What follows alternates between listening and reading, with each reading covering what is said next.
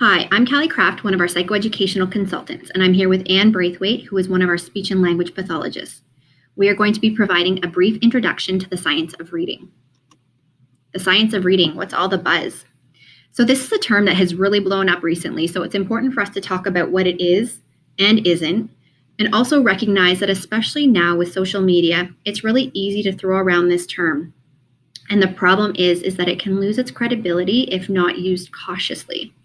So even if something is said to be based in the science of reading, we really need to build our own knowledge base in reading so that we can be critical consumers of any program and know what exactly it is that we're doing and why. For these reasons, the Reading League has developed a common definition of the science of reading, which I'm going to share with you now. So the science of reading is a vast interdisciplinary body of scientifically based research about reading and issues related to reading and writing. The research has been conducted over the last 5 decades across the world, and it is derived from thousands of studies conducted in multiple languages. The science of reading has culminated in a preponderance of evidence to inform how proficient reading and writing develop, why some have difficulty, and how we can most effectively assess and teach and therefore improve student outcomes through prevention of and intervention for reading difficulties. So the science of reading, what does it tell us? As an introduction to the science of reading, we decided to select 5 key understandings to highlight to help frame our thinking. First, we will briefly review 3 models that help us explain the science of reading: the simple view of reading, Scarborough's reading rope, and the 5 pillars of reading identified through the National Reading Panel. We will go a bit deeper into 2 of the pillars in the next videos. We will also talk about how the English language may not be as crazy as we think. We'll discuss that while oral language develops naturally, reading needs to be taught explicitly. And this understanding is really important because it underpins how reading is taught. We'll also be talking about Linnea Airey's phases of reading development. So there is a known pathway for skilled reading. And while there is one pathway to skilled reading, some students progress through this pathway with more or less difficulty than others.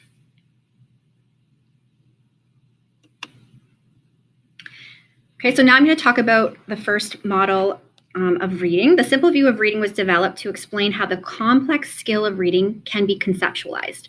The simple view of reading holds that reading comprehension is the product of 2 factors: decoding or word recognition and language comprehension.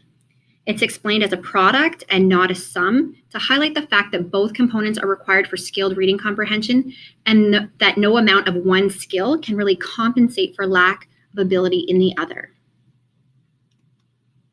Okay, so letters are really just arbitrary symbols that we have assigned to represent different letter sounds. And if we don't know what those letter sounds are and we can't put them together to read a word, we won't be able to take any meaning away from the text, regardless of how smart we are or how much we understand when something is read to us. So think of your kids who have no letter sound knowledge, and we put books in front of them, and really to them, it may as well be Japanese. We can ask them to get their mouth ready to say this sound as much as we want, but if they don't know the letter sounds and they can't decode or put the words together, we won't be able to access and comprehend the text. On the flip side, we can look like skilled readers if we can decode and instantly recognize words. But if we don't have the language comprehension, our comprehension of text will still be compromised. In this example, I can read these words with relative ease. So left arm spinner Lewis Goldsworthy made the breakthrough to bowl Mishara and pick up the first of his 5 wickets in the innings. The wicket prompted a regular flow of dismissals, with the final 9 wickets falling for 81 runs. But I wouldn't be able to tell you what this paragraph is about because I know nothing about cricket. So word recognition is not enough on its own. We also need to build our students' vocabulary and background knowledge. Okay, so now Anne is going to talk to you about the second model, Scarborough's reading rope. This is Anne Braithwaite, speech-language pathologist, and I will continue our exploration of the science of reading using the Scarborough reading rope. As a speech pathologist, I've always been particularly fond of this model because it breaks down skilled reading into 8 different subskills. Like the simple view of reading, the Scarborough reading rope has divided reading into 2 key components: word recognition which would be equivalent of the decoding part of the simple view of reading, and language comprehension, which is equivalent to the language comprehension portion of the simple view of reading. So word recognition is divided into 3 strands that a student would need explicit systematic instruction in order to become an automatic reader. Phonological awareness, decoding, and that would include instruction in phonics, word attack skills, and the rules of spelling in English, and instruction in sight recognition. Sight recognition is different than instruction in sight words. Sight recognition is the increasingly automatic ability to lift words off the page, and it is based in a student's ability to use phonological awareness and decoding skills. So those 3 strands are woven together to make the thread of decoding. 5 different strands have been identified as important skills for a student to acquire for language comprehension.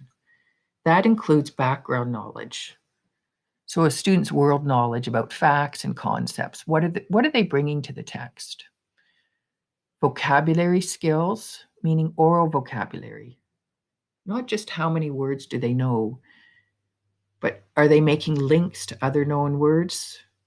Are they receiving instruction in root words, prefixes, and suffixes? Language structures is the 3rd strand identified, and that includes a student's ability to process syntax or different sentence structures, such as the passive form or complex sentences with conjunctions, as well as a student's ability to process grammatical markers that may change word meanings.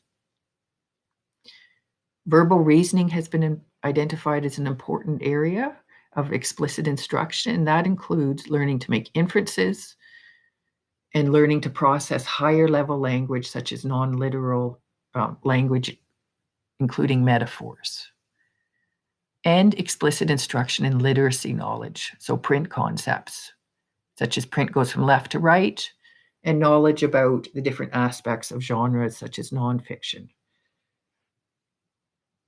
So all 5 of those strands are woven together in order to make the thread of language comprehension so that a student can increasingly use those language comprehension skills in a strategic manner in order to comprehend the words that they have decoded. The decoding and language comprehension are woven together in order to make skilled reading for the comprehension of text. The 3rd model of reading is colloquially called the 5 pillars, and it came out of the work of the National Reading Panel over 20 years ago. We will provide you with a link to the National Reading Panel because this document really is the gold standard for the summary of the science of reading. The National Reading Panel surveyed effective reading programs and concluded that any effective reading program must include instruction in 5 different key components. We're going to provide you with links to some of the components so that you can explore these areas further. But the 5 key components are phonological awareness,